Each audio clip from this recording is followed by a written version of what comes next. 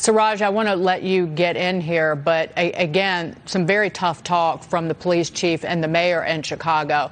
And this city has accepted federal agents in to work in an investigative role as part of Operation Legend. Get in here.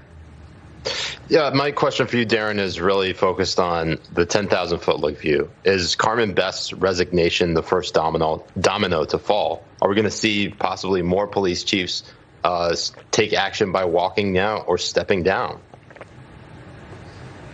Well, I can say that from my personal experience, I believe that you will see more police chiefs that will resign or step down. So in connection with your question, is this the first domino to fall? I believe that's correct. But I think this is the time for police chiefs or police commissioners to posture and push back against these radically elected officials that are not looking through the lens of public safety, but they're merely bowing to the sentiment of radical protesters, which is subsequently placing that community in harm's way. Boosting the U.S. economy. President Trump saying he's considering a capital gains tax cut for Americans still reeling from COVID-19.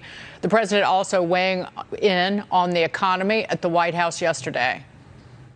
There is no reason why the economy can't grow at a 20% pace, and also at an income tax cut for middle income families. We're looking at expanding the tax cuts that we've already done. A lot of money will be going to a lot of people very quickly.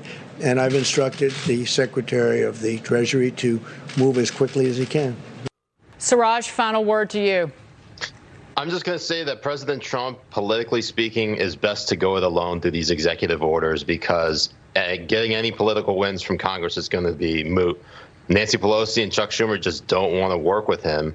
And it's in their best interest to make sure things are as bad as possible so that they can oust Trump from office. It's time for the Morning Buzz. First up, slow-running friends. The National Park Service has your back. Officials reminding visitors not to run from or push friends toward bears to save their own lives in the event of a close encounter. Siraj, how would you react to a bear getting close to you? I just want to say to my 3 highly immobile friends, it is easier to ask for forgiveness than it is to ask for permission.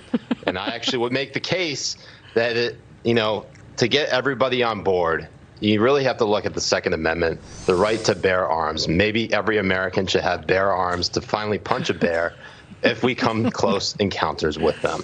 So here's what you do, and I know this from living out west in Colorado for a couple of years. Don't run if you see a bear. You're actually supposed to get down in a ball and cover your ears, because the bear might play with you, but he might accidentally tear one of your ears off. So that's what you're supposed to do. Yeah, it's too late to find out who your real friends are when someone pushes you toward a bear out in a wilderness area. Well, if you're going to travel, you might as well travel into a bubble. I mean, that seems like a safe place to be. Yeah, Siraj, you in? I would only bring Ernie with me in the bubble, because then I actually have people who will pay attention to me. Man, you're really humping the dog, aren't you? Not literally, but figuratively. So we're probably going to see Siraj's dog, the Ern, later in the show. I will just tee that up.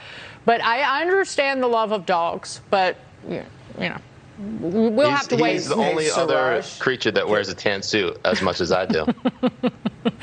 Siraj, but what you have the president trying to do is the economy had been his strength, and that was what voters gave him top marks on or used to, and that has changed some. So he has to be proactive.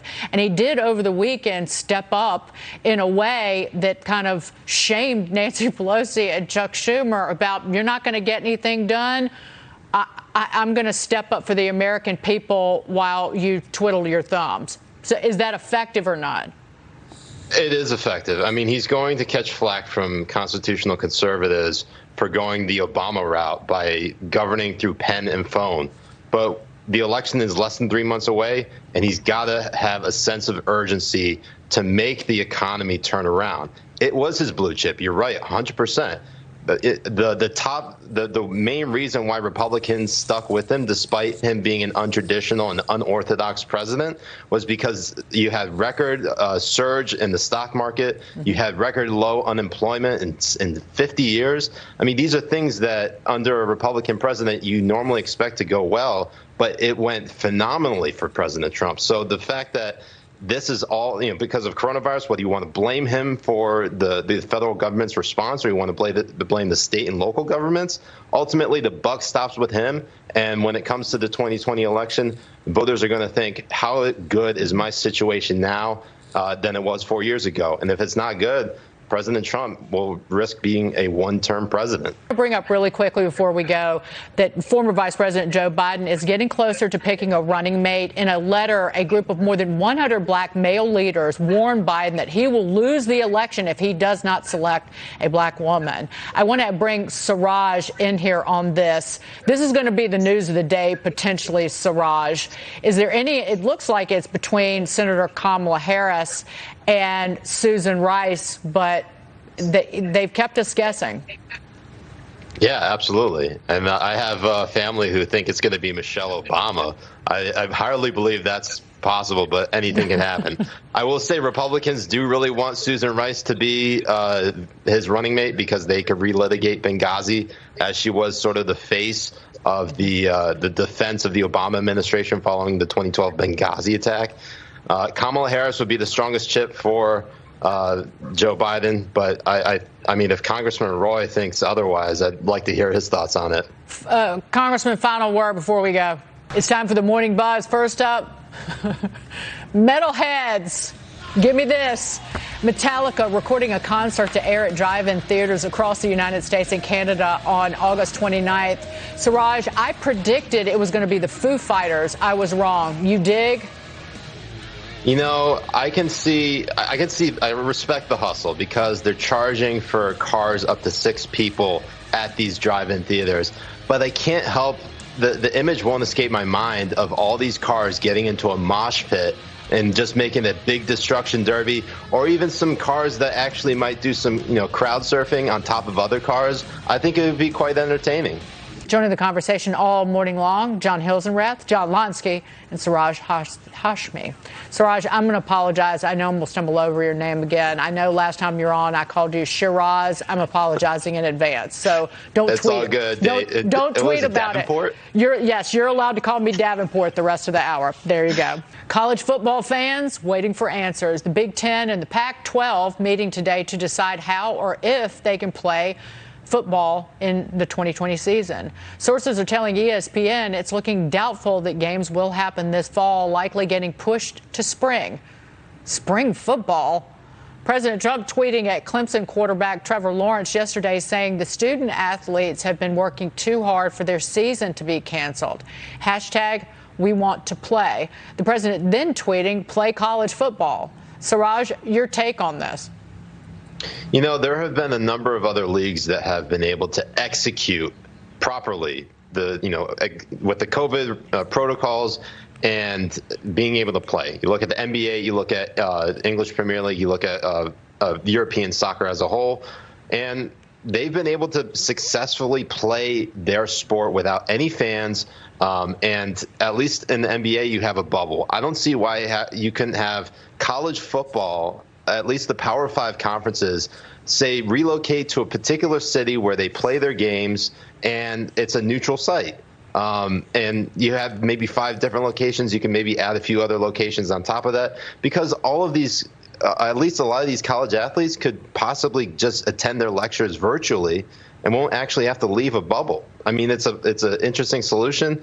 Could work. I mean, it's a lot of logistics to put into place, but maybe spring football would be the best place or time to put that in. I'm going to introduce Siraj and the urn. And there he is. There is the urn. So you know what? You know what works really well picking up women or men? Dogs. And I will argue that it works really well even via video dating. Look at this little guy. That could work. I'm still working on finding Ernie his match, although I feel like he's got a slew of men and women just at his feet waiting to pet him. So love is not too hard to find for him. Treats, however, it's becoming scarcer and scarcer, except for right now because, well, he's making his debut. I'm a sucker for I love animals. I love dogs. I have 2 at home right now. How old is he, Siraj? He's 8 years old, and I actually got him pampered just for this. He went through a bath yesterday. No, you didn't. But you're talking about online, the urn finding his match. Mm-hmm. Is he fixed? Well, not yet. I mean, he's actually running for president on a platform of deporting me. So he's actually working on his first match, which is his running mate. And then after that, we'll work on finding him his new spouse. He is a muffin. Is he a Chihuahua? He's a long-haired Chihuahua. Just look how big this guy is. Ugh. My remote, does he, well, you know what you can also do online? Dieting apps. Despite his appearance, he's actually just really fluffy. Okay. I have a long-haired Chihuahua mix too, so he's a special guy. I'm so glad that on Mornings with Maria, the Urn got to make his television debut, and he is with you as the host. He's extremely well behaved. My Charlie was on the set, and he barked nonstop, and I had to tie him to a stool, and he dragged it all across the floor on camera. So the Urn gets top marks in terms of... I mean, he hates me right now. No, so he doesn't. Wait till we get off camera. He's going to chew me out. No, he doesn't. He is a sweetie pie. And final word to you, Siraj. And, well, where'd Urn go? He's mad. He is mad at you. Oh, he's laying down at my side. Here, hold on. There he is. Okay. You got 15 seconds, my friend. If you just want to have Ernie wave. I was just going to say, because I also disconnected all of my audio equipment. Okay. I was just going to say that Vladimir Putin having the vaccine, don't believe it. I agree with you. Thank propaganda. you. And just in Thank March. you, Siraj.